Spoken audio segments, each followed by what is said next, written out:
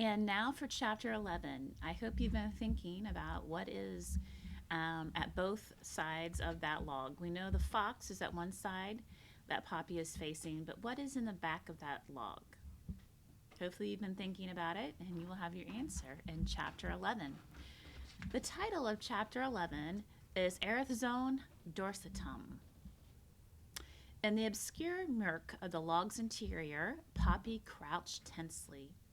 Slouching slowly out of the dark came a flat-faced beast with a blunt black snout and fierce grizzled whiskers. Its eyes were heavily lidded as though it had just awakened. The creature moved ponderously with a waddle and a rattle. Its stench was powerful enough to make Poppy clamp a paw over her nose. The moment the animal caught sight of her, it came to a clumsy stop and blinked. "What the bee's butt are you doing here, furball?" it snarled. Poppy, wishing she knew what kind of animal she was facing, could only whisper, "It's just me, sir." "The name's Ereth," the animal snapped. "Erethizon Dorsatum. But I just get called Ereth. What's more, I'm a grump, and you just woke me up, so don't try to slick me down with some slug slop." "I'm truly sorry I woke you, Mr. Ereth," Poppy said. "What are those things on your head?" the beast growled. "Flat balloons or ears? The name is Ereth, Ereth, and stop your barking." "Please, Ereth, it's not me barking." "Then who the frog flip is making that racket?" "It's a fox at the entrance to the log." "Some idiot friend of yours?" No, sir, not my friend." "Who the dung beetle bit are you anyway?" Ereth suddenly demanded. "You're so small I can hardly see you." "Well, I'm a deer mouse, a girl deer mouse." "I didn't ask what you are. I don't give a bug's bathwater what you are. I ask your name." "Poppy." "Poppy? What kind of idiotic name is that?" "Please, it's a family tradition. We're named after flowers and fruits." "Erethizon Dorsatum is my name. It's Latin name. But you kids don't learn Latin anymore, do you?" "I don't know what Latin is. I mean, Ereth, sir." The beast sniffed loudly. "This whole forest is full of idiots like that fox." During this conversation, the fox had continued to bark and whine, occasionally even digging furiously at the log entrance. "Pop, fop, snop," Ereth cried, "or whatever your idiot name is. Would you tell that fox to shut up?" "Well, it's Poppy, and if I tell him, I don't think he will." "Why not?" "He wants to eat me," Poppy said faintly. "Eat you?" "Yes." "Well, that jerk," Erith said scornfully. But then all the meat eaters are jerks. You ever notice that? I mean, did you ever meet a meat eater who wasn't loud and aggressive? Did you? Never mind. Just get out of here and leave me alone." I can't," Poppy cried. "Well, why not? Why can't you?" "I just told you," Poppy pleaded. "If I go out, he'll eat me." "Look here," Erith cried. "Whatever your idiot name is, don't you have any guts?" "Please, it's Poppy." "Oh, weasel wonk. I don't care what it is. All I'm saying is, if a creature can't take care of himself, he has no business sneaking into my house, waking an old coot like me in the middle of the day and asking for my help." "I never asked for your help," exasperated Poppy replied. "Can't you understand anything? That fox chased me. Do you think I like being in here? It stinks." Erith blinked. "Oh, all right," he growled. "I suppose I better talk some sense into that meat mauler. Just get out of my way." He snarled as he began to waddle forward. "It's your lookout, not mine, if you get pricked by one of my quills." Poppy's heart clutched.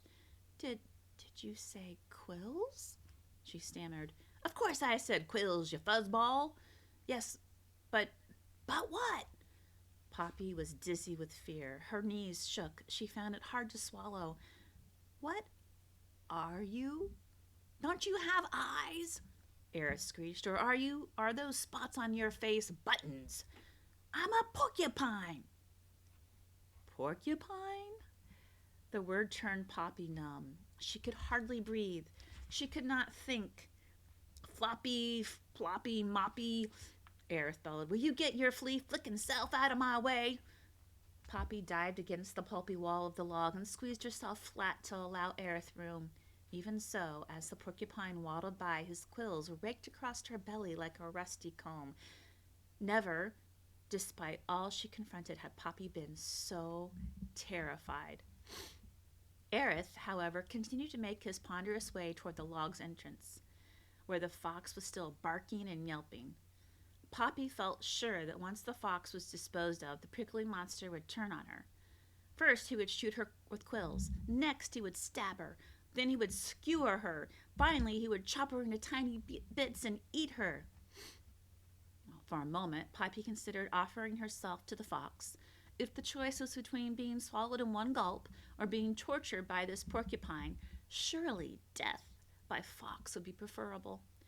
Poppy stared into the darkness of the log. Perhaps there was an escape hole. But frozen by the terror of her predicament, she could not move. Instead, her eyes turned toward the entrance, certain she was about to witness some ghastly carnage.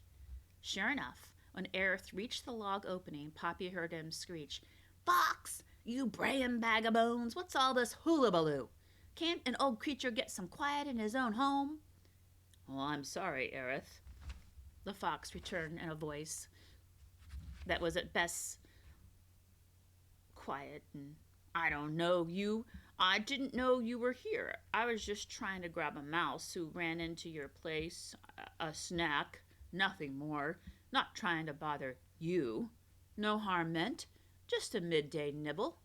Don't you nag me about your nibbles, you nidwit," Erith bellowed. "When I say get lost, I mean do it.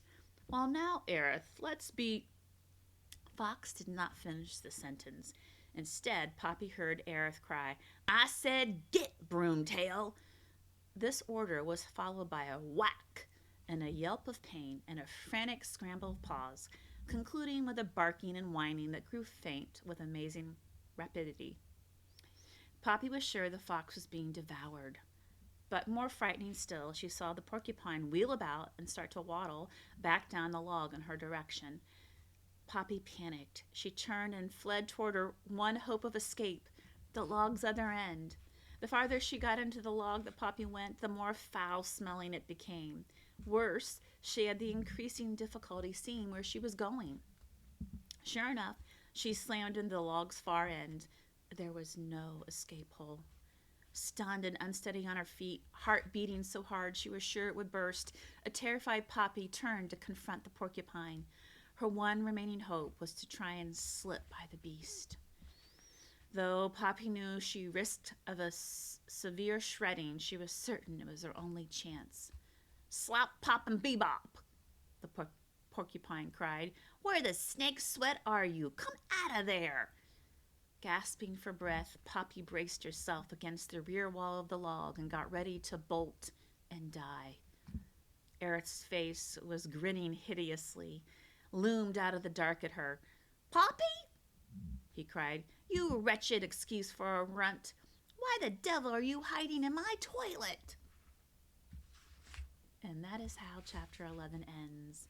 And Chapter 12 is titled, What Poppy Learns. Stay tuned to find out what she learns about porcupines.